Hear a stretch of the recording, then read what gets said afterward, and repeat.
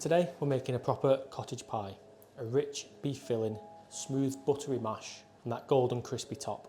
Proper comfort food done properly. Right, we'll get the onions and carrots ready.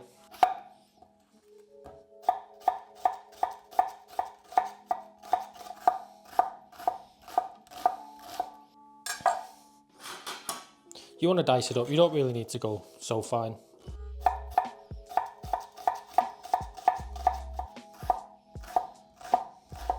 The carrots I'm actually going to grate because I think that they'll just melt into the sauce a lot better.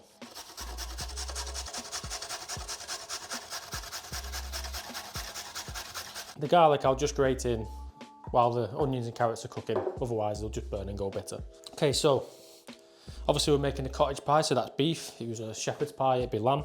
So what I've got here is some 10% fat beef mince. You can go 15% if you wanted to. Just gives a nice flavour and just helps helps carry all the flavours through the sauce. So the first job is we want to brown this mince off, and then we'll take it out and then we'll proceed with the onions and the carrots. Okay, pan's nice and hot. We're going to go in with some oil. Only about a tablespoon or so. Then in we go with the beef mince.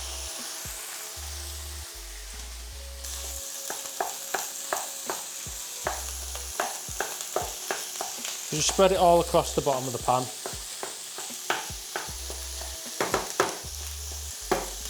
Just going to hit that with a bit of salt. I'm just going to let that just sit there for a minute or two and let all that water come out. Keep that heat nice and high because obviously you're putting cold mince into a hot pan, so you want to be able to maintain that temperature. Otherwise, if the pan cools down too much, it's just going to start boiling when all the water comes out. And that's when you end up with this kind of grey, horrible kind of mince. So just keep periodically just breaking it up, but don't move it too much. You don't want to be taking that heat out of the pan. The more you move it, the more that heat's going to come out.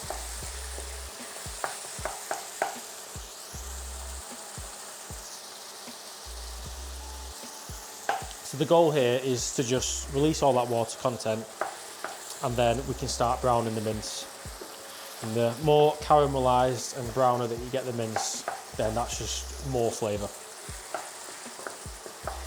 Very important step, so make sure you put a lot of time and effort into it. Don't try and rush it.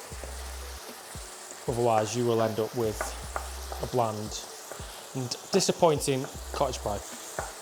The beef mince is obviously the classic choice, but you know, I've seen recipes where they've used, you know, oxtail, short rib of beef, you know, big cuts like that.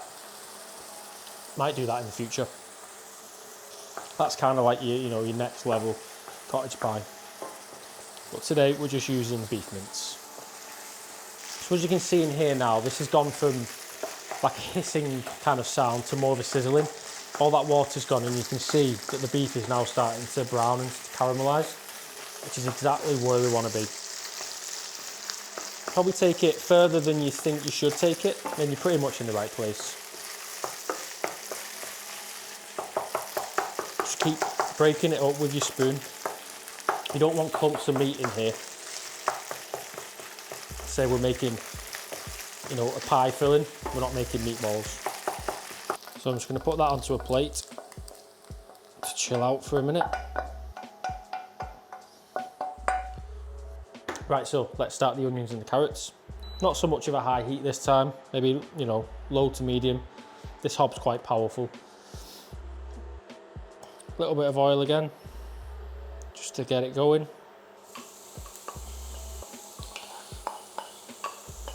And again, good pinch of salt to help season first and foremost, and to help extract that water.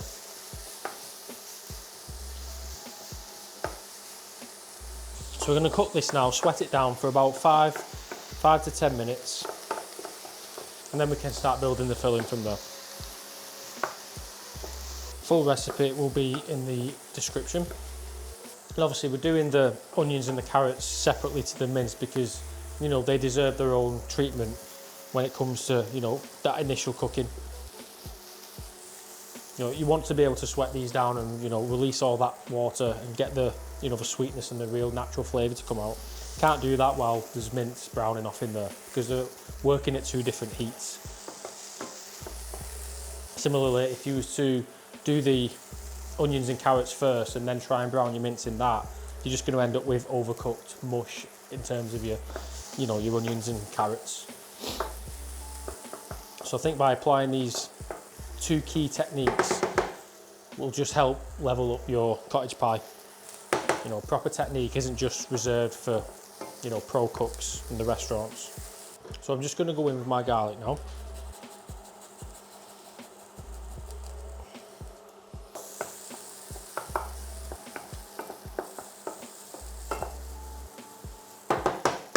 Okay, I'm now going to go back in with the mince. Now we want a little tomato puree. About two tablespoons worth. Okay, so we're just going to cook that out for a couple of minutes.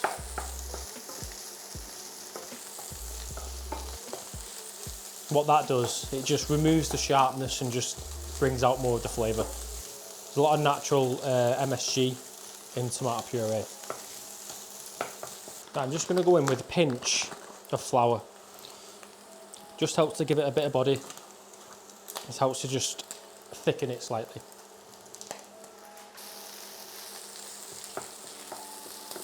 Just stir that through. Okay, Worcester sauce. Nice splash of that. Again, about a tablespoon or 2. More if you want. Be bold. Smells fantastic. Little tip, Worcester sauce, very good in a curry. Okay, I'm just going to gradually add my beef stock. So I'm just going to add maybe in 2 little sections.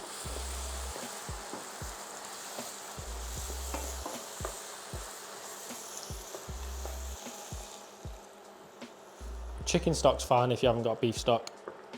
Even just water if you've not got any stock at all. It's still going to taste phenomenal. Okay, I'm going to put that on like a medium to low heat. And we're just going to simmer that for about 15 to 20 minutes. You want it thick enough so when you drag your spoon through it, it kind of holds a line and you can see the bottom of the pan. So that's what we're going to do.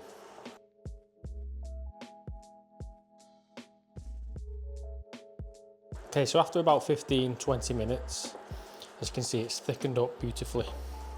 If I pull that through, you can see it takes quite a while for it to kind of seep back in again, which is just what we want. Quick taste.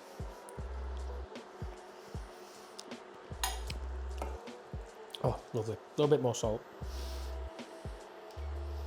You can taste the sweetness of the carrots, you can taste the onion, you can taste the beef, all the individual flavours are there because we've cooked them separately and given each element the respect and time it deserves. It makes such a difference. Right, let's start assembling this pie. Okay, so I'm just going to gently spoon this into my pie dish.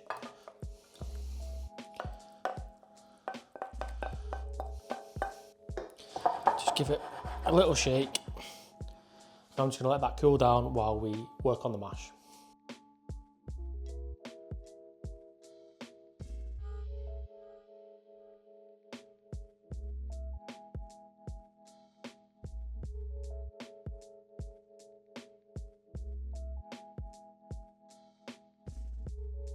Okay, so I've let this cool down a bit. It's just so it firms up just a little bit, so when you do put the mash on top of it, it doesn't sink.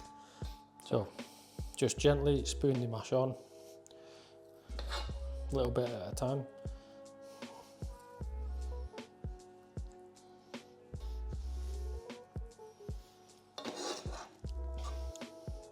Well good. Now with a fork, just slowly press it down and shape it in. And as it starts to flatten, you can then start to run your fork along it, create all these kind of little knobbly bits, and then we're going to crisp up really nice in the oven. Doesn't have to be perfect, it has to be tasty. If you wanted to, you could put cheese on top of this. I'm not going to. Okay, so there's your cottage pie, ready to go in the oven. This is going to go in at about 200 degrees, 180 fan for about 25 to 30 minutes until you get a nice crispy golden top. Check this out. You can see all the nice crispy bits on the top. It's beautifully golden. It smells incredible. I'm just going to let that rest for about 5 minutes or so, just so when we cut into it, it doesn't all just collapse. I'm just going to take my knife and just run it through the top so I know where my portions are.